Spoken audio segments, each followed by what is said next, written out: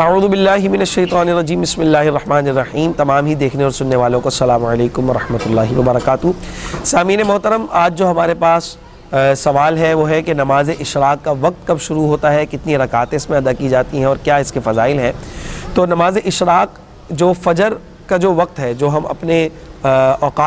اوقات نماز والی ویڈیو میں کافی ساری ہم نے ڈیٹیل میں بات کی تھی اس حوالے سے۔ آج اگر ہم دیکھتے ہیں تو کیلنڈر موجود ہے، موبائل میں اپلیکیشنز موجود ہیں، وہاں پر بھی جا کر اس کو دیکھ سکتے ہیں کہ نماز فجر کا وقت جب ختم ہوتا ہے، جسے طلوع آفتاب کا وقت کہتے ہیں، جو سورج کی پہلی کرن نکلتی ہے، اس سے لے کر 20 منٹ تک آپ نے کوئی نماز ادا نہیں کرنی۔ اب جیسے ہی یہ محتاط اندازہ ہے 20 منٹ، کسی جگہ پر کچھ اور وقت بھی ہو سکتا ہے، وہ کیلنڈر میں آپ دیکھ سکتے ہیں۔ تو یہ 20 منٹ کے بعد اب جو وقت ہے یہ نماز اشراق کا وقت شروع ہو گیا ہے، ابھی نماز چاشت کا وقت شروع نہیں ہوا۔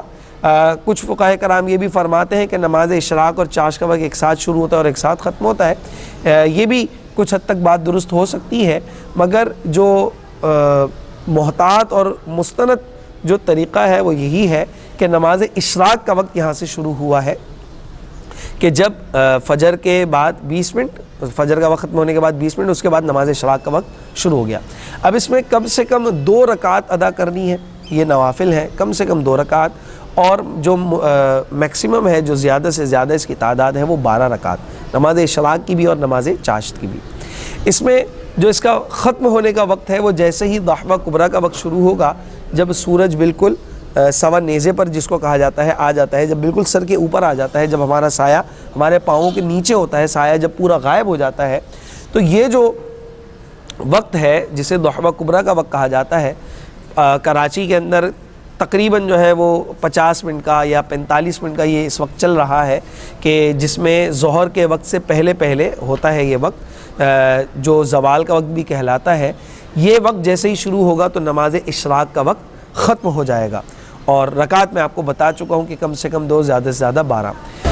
اس میں جو نیت ہوگی وہ آپ نفل کی نیت کریں گے۔ اب اس میں جو نیت ہے وہ اگر آپ 2 رکعت پڑھ رہے ہیں تو 2 رکعت کی آپ نیت کریں،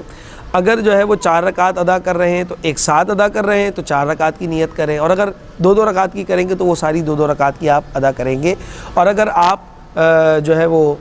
4 رکعت کے ساتھ پڑھ رہے ہیں تو 4 رکعت۔ اور اس میں پھر آپ نے یہ بات ذہن میں رکھنا ہے کہ آپ نے جو ادائیگی کرنی ہے وہ یہ کہ 2 رکعت نماز نفل اشراق کی، ٹھیک ہے، اس طرح آپ نے اس کی نیت کرنی ہے۔ پھر احادیث مبارکہ میں اس کے کافی سارے فضائل ہیں، جس میں